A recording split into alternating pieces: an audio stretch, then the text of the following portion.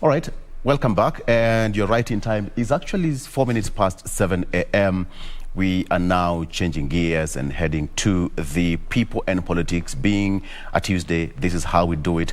We want to talk about matters national politics, just to understand how things are unfolding currently. It's that political season, and we must understand how things are taking shape on a daily basis. And today in studio, I have two guests. One is Jerry Sando, who is a journalist by profession, but decided to ditch his job, put a pen, paper, camera, notebook, all those things, and recorders down and run for politics. He's running for a member of county assembly in Sia County. He's been here before.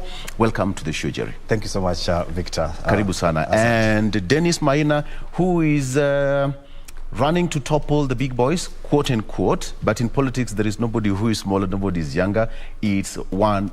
Everyone can go for any political seat. So long as you're above 18, you are good to go. Dennis Maina, running for member of parliament in Kiharu Constituency, head-to-head with Sidindi Nyoro. He is a pilot by profession, but decided to drop from the skies to the ground to run for a parliamentary seat. Dennis, welcome. Thank you so much. You will have to tell us later on why you are leaving that the same way Jay decided to leave newsroom and run for that particular seat.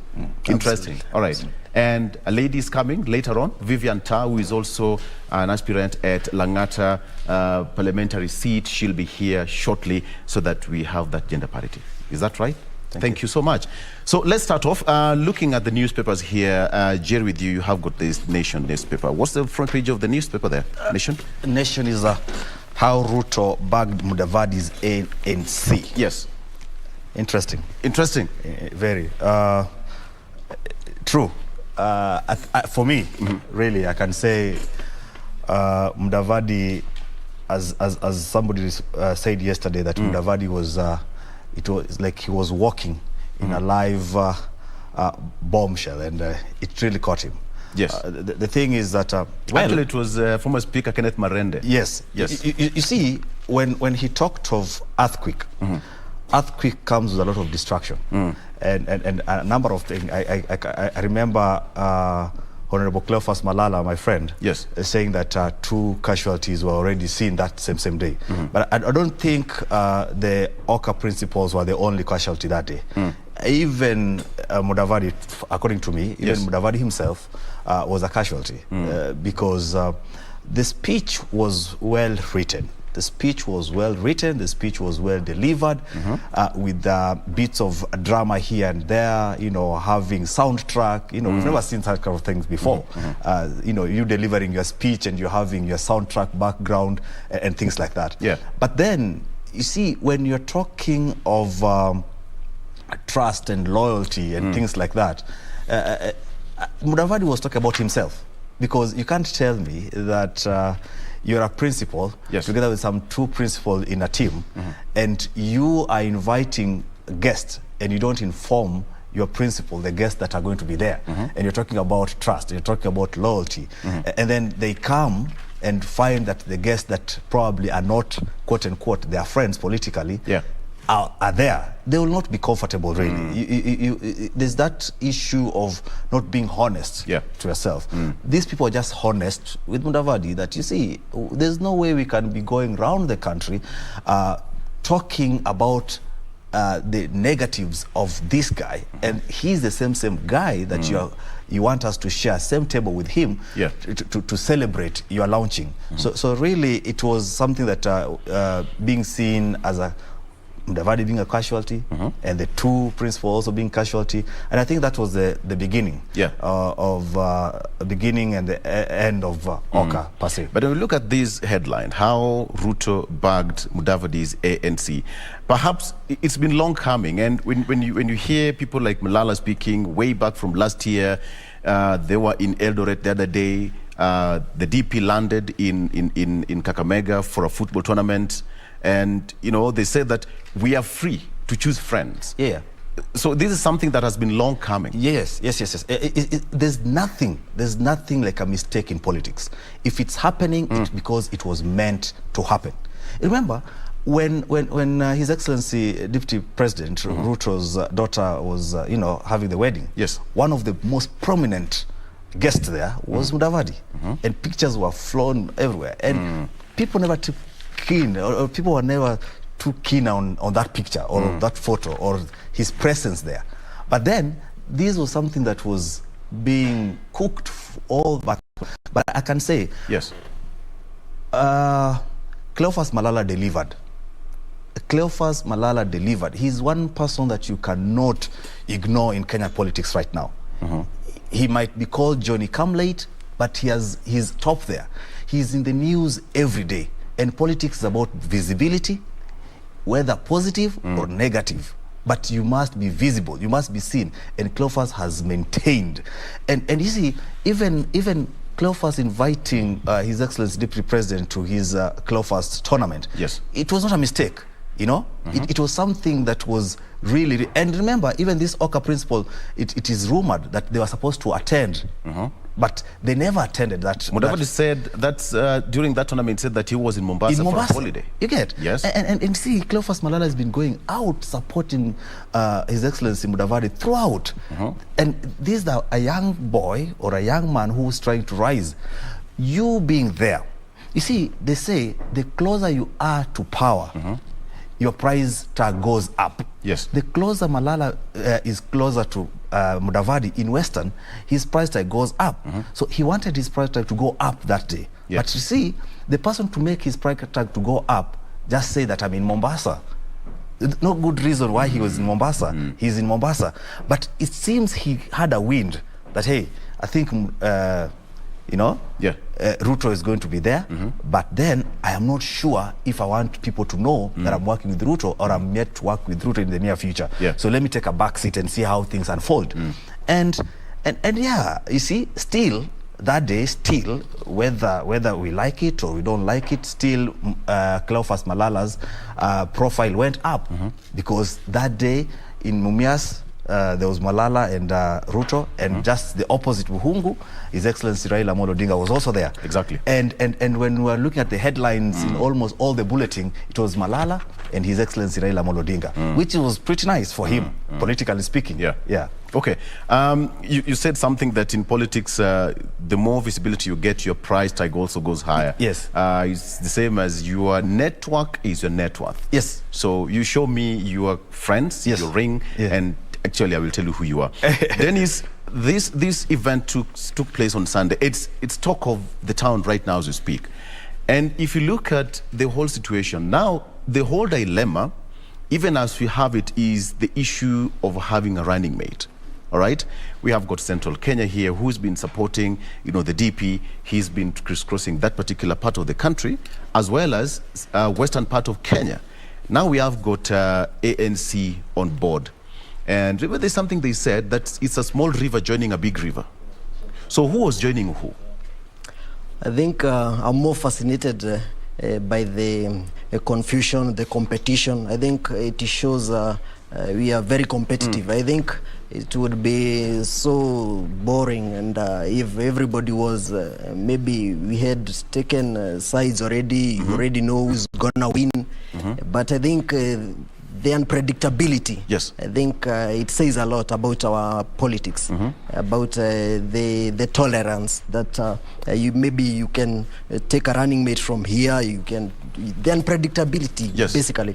And I don't know, maybe moving forward we are going to see more shifts, because they are yet to announce in clear terms that so and so is my running mate and XYZ is my whatever. So I think it's good for a political landscape. It's good for a political landscape, but then, as you put it, politicians, they can shift at any given point, because we saw Gideon Moi, Kalonzo Musyoka, Jimmy Wanjigi, all of them were there. But within seconds, they were all out. Now, that is politics. So perhaps you're saying that, anything can still happen even with this, arrangement? I think it should be encouraged, in my honest opinion.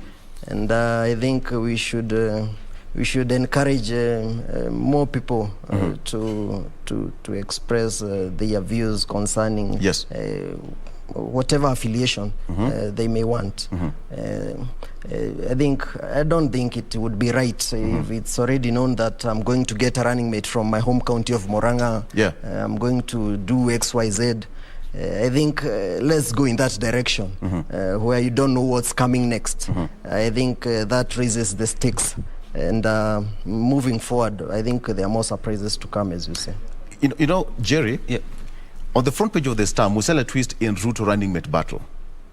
That's what I'm talking about. Because when you look at how it says, because now we have got, initially it was Rigathi Gachagua was, you know, quote unquote, people talking about who's a probable running mate of Deputy President William Ruto, and now we have got Musalia Mudavadi already in the picture. It complicates the whole arithmetic. From our side, it complicates everything. But perhaps from their side and the organizers and the technocrats and the researchers, perhaps it's a very easy move. You see, Victor, why do people go for politics, or why do people go for powerful position? Why power? Why power? Yeah, why power? Because power really gives you that. It puts you in a position where you can bargain for your resources, whatever things. And you can only get power when you're on the dining table. And they say that there are so many ways of sitting on a dining table. You can sit on the dining table as the person dining. You can sit on the dining table as the food being dined on. You can sit on the dining table as a waiter. You can sit on the dining table as an onlooker. Central Kenya wants to be on the dining table, not as an onlooker or the food being dined on or as a waiter. They want to sit on the dining table as people who are dining. And people who are dining on the dining table are the only people that make decision. Yes. You know?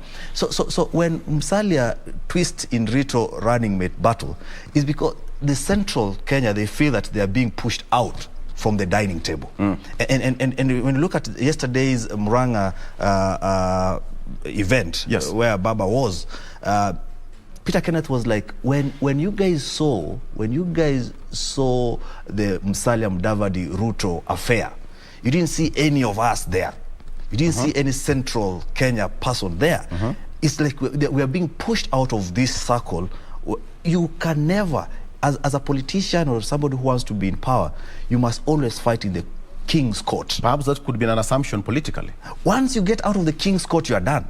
And the Central Kenya, they don't want to move out of the King's Court. Right now, they are the king. They're the king through the President, His Excellency Kenyatta. Yes. They're the king. So once the king goes out, and also they're going out, it will take a long time for them to find themselves in that dining table or in that King's Court to make decision. And that's their feeling. Musalia is like trying to push them out of that sitting arrangement, and that's why they're feeling like no. Musalia is confusing the entire conversation and the entire narrative. So I think the best they can do is to also bargain for themselves in this Azimio la Umoja. That's their best option. They're seeing, and whoever the running mate is going to be, whether in Ruto's camp, whether it's Musalia, whether it's Azimio, the running mate is going to determine who's going to be our next president. Dennis, is that the same feeling? Because right now we have got UDA and we have got Amani National Congress, we have got Ford Kenya, and, you know, Jibebe Party. We have got so many parties. Does that bring a threat to UDA's, you know, infiltration to Central Kenya? I think the tide is changing, and I think we can tell from the Deputy President's moves that he's more accommodative of other parties of late. And I don't know, maybe it would be a threat to whichever party, but then again, you can't tell what will happen next. If UDA decides we can partner with ANC, we can partner with TSP, we can do XYZ, and the Kabogo to Jibebe party. And I'm happy at the front page, the boiling point of politics recently is my home county of Murang'a. Yes. And on Saturday, I think they are right at the middle of Murang'a town at Ihura Stadium. So once again, let's see. I don't know. I think it would be good if we don't have such certainty that this is the direction to take. The other, I don't know. Yeah, because, you know, in politics, what's quite important here is to sell your agenda. and you hit that point that nobody ever expected that you go for. And when you look at the deputy president, he was getting into central Kenya to the voters who initially were not perceived to be leaning towards his side. Later on, the ODM boss Raila Odinga also started to make his move towards central Kenya as well to win the same voters. So it's a battle of who is going to take the bigger chunk. Now, Murang'a is becoming quite interesting because this is the second time that Baba is going to Central in a week or so. Why Murang'a? Why Murang'a? Because you come from that particular region. Why Murang'a? For many reasons.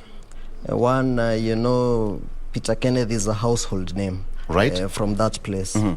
And secondly, it looks like Central Kenya will shift the tide in this election. So I think they are sensing that every other region will maintain the status quo, so to speak. Yes. But then we are going to fill the baskets of whichever candidate convinces us best that this is the way to go. So I think it's something to watch, because even as soon as Baba is done with his rally at Ihura Stadium, UDA will follow next. And the same trend has been happening in Nyeri, in central Kenya counties. And it's quite exciting because we have not been in a similar position in the past where people are wooing us. You know, our governor... You've been so sure every particular year, every election year, Central Kenya has been so sure of a seat. Yeah. So I think it's a different feeling. When others are wooing you, we are going to do X, Y, Z for you, we are going to do A, B, C, D for you. Yes. We have not been in that seat for long. As an aspirant in UDA ticket, are you feeling threatened? Are you feeling the heat, the pressure from the opponents? Well. Let's say it's early days, and we are ready for a good battle. Okay. And Jerry is trying to be so smart with this word, which is fine. You see, the art of timing in politics is also critical. Yes. The art of timing is critical because when you come too soon, you get fatigued emotionally, financially, physically, and things like that. You know, when you come too late, you'll get the tides have already taken their path, and maybe you cannot change. You know, you cannot just move a river. Like one of my friends once say that, you know, move the river to this side so that you can leave the houses the other side. So the art of timing. You don't remember who said that? Yes. So I think for me still on Musalia Ruto affairs, for me I think it was too soon. It was too soon. So they burst the bubble. It was too soon for them to come. But I know, I can tell that somebody somewhere was under pressure to push Musalia to go that direction. Because if you look at, or if you heard about Rani's speech yesterday, Francis Atwoli. Yes. Francis Atwoli said that, you know, that speech was full of mentioning Atwoli's name and Kotu, a speech that was not written by him. Meaning the speech was written by somebody.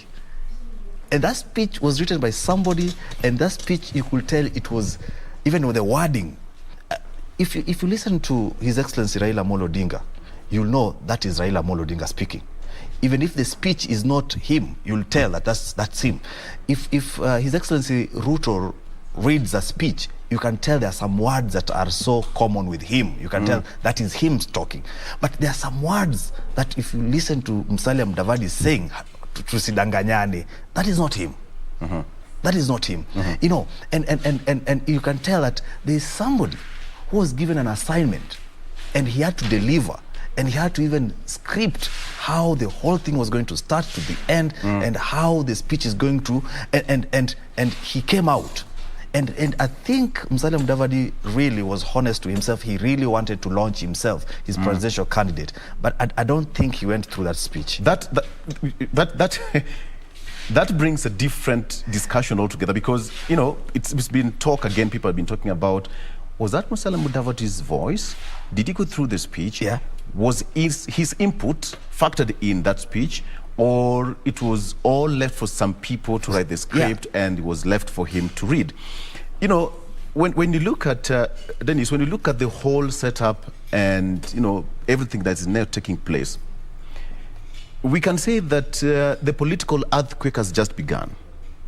The political earthquake, because when you see the revolt, Kalonzo Musyoka walking out, we see Gideon Moi walking out, Jimmy Wanjigi walking out, and later on, in an interview with another station, Musala said that they were aware. The other side, they say they were not aware. Yeah. So the political earthquake actually has begun, and they've started it. I think a tsunami is coming. You know, they like You're taking it differently. This is tsunami. Yeah, because I think the stakes have gone a bit higher. Right. I think we will start seeing people taking more risks. I think, you know, the traditional realignments might shift to totally new formations, which is good for the country. And I think the earthquakes are going to come in massive. Yes. Yeah, in masses. Where do you see Kalonzo Musyoka and Gideon Moi headed to? Because right now, they say, we are done. Just putting your cards closer to your chest. I think, I don't know whether it's early, as my friend said, but let's see. I don't know. I think some of them have to shelve their ambitions because the arithmetic will complicate for the two front runners, so to speak. So some of them will have to shelve their ambitions, and maybe that will trigger backlash from maybe their base. Whatever will happen, but definitely more earthquakes are coming. More earthquakes are coming. You've read the book Betrayal in the City. Yeah. It's coming to light. It's coming to light.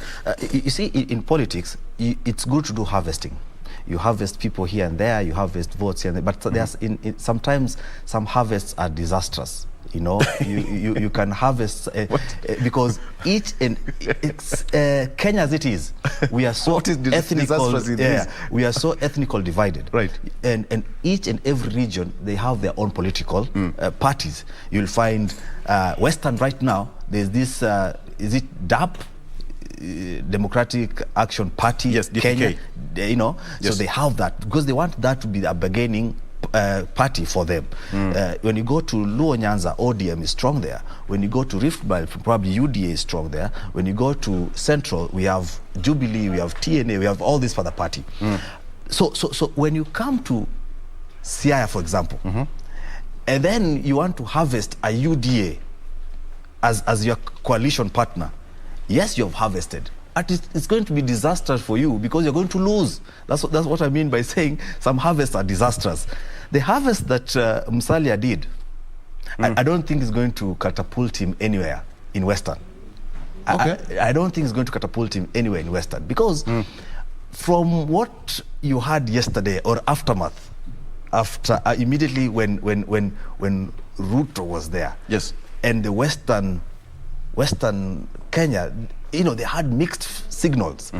Atwoli coming in, you know, former Speaker Marende coming in, you know, Paranya coming out, and so many. And these are not people that you can just you know, wish them away. Yeah. You cannot wish Atwoli in Western. You cannot wish Oparanya in Western. You cannot wish former Speaker in Western. So yes, he harvested, but is it going to push him or catapult him to the next level, politically speaking?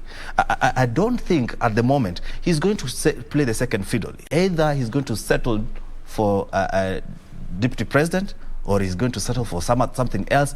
But I'm sure there's no way His Excellency the President, Deputy President, is going to say, now, Musalia, go for presidency and then I become your deputy. No, constitutionally, even the Deputy President cannot run for another position of a Deputy President. He served his second term as a Deputy President, so the only option left for him is to run for the top seat. Okay, let's take a break. And when we come back, our guest is already in studio. We'll be roping her in as well, so as we continue with this particular discussion, young and ambitious. Taking a break, we'll be right back.